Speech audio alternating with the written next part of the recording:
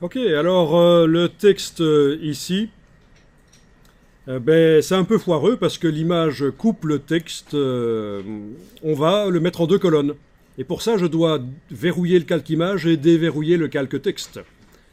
Parce que je veux pouvoir sélectionner avec la flèche noire le bloc texte.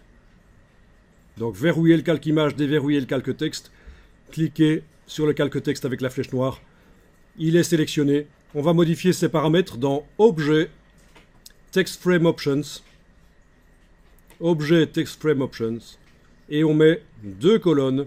On peut cocher la case Preview pour voir derrière ce que ça donne. Voilà, on a deux colonnes. C'est un peu trop près l'un de l'autre. La gouttière, l'espace entre les deux colonnes n'est pas assez grand. Je vais augmenter ici. Voilà.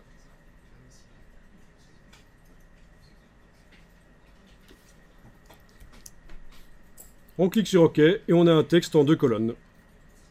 Si vous voulez voir ce que ça donne au final, vous cliquez en bas de la palette des outils sur l'icône de droite qui est le Preview. En cliquant à côté de tout avec la flèche noire, rien n'est sélectionné. Vous avez une vue de la page sans les constructions visibles. Vous voyez ce que ça va donner. C'est donc la petite case en bas à droite de la palette des outils affichée en deux colonnes. Raccourci W, l'infobulle vous indique les raccourcis si vous voulez.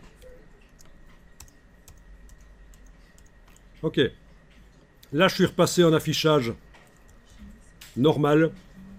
Donc, je vois les constructions des choses et c'est quand même plus pratique pour travailler. Ceci dit, on peut travailler en preview, c'est permis dans InDesign. C'est pas un problème.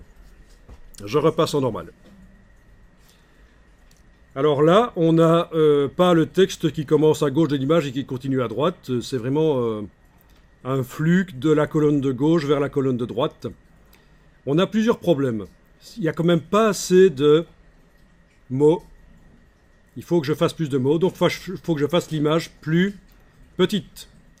Je verrouille le calque texte, je déverrouille le calque image, je sélectionne l'image. Avec l'outil de transformation manuelle, je vais la faire plus petite.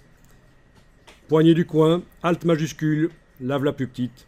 Voilà, il y a plus de texte. Il faut que le texte s'éloigne de l'image. Donc pour l'habillage de l'image, je vais ici mettre une zone. Voilà.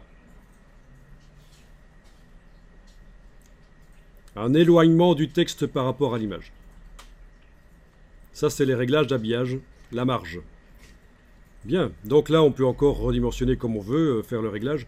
Mais pensez à ça, il faut quand même laisser un peu de respiration au texte.